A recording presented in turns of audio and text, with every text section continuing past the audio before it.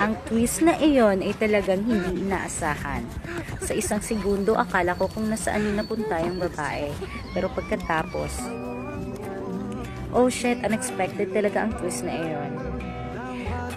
Ang lalaki tumutugtog ng gitara at yung babae naman ay kumakanta gamit ang microphone. Nung tinanggal niya yung box, akala ko magic tricks yun. Hanggang sa na-realize ko, nakakatawa ang ending, guys. Talagang sobrang thankful nila siguro na tinakman sila ng gamit ang box. So, naka-private sila. Kahit sino, guys, magtataka at magugulat kung nasaan napunta yung babae. Kaya ito, yung binuksan niya yung box, oh nako. Parang, hindi nila inaasahan.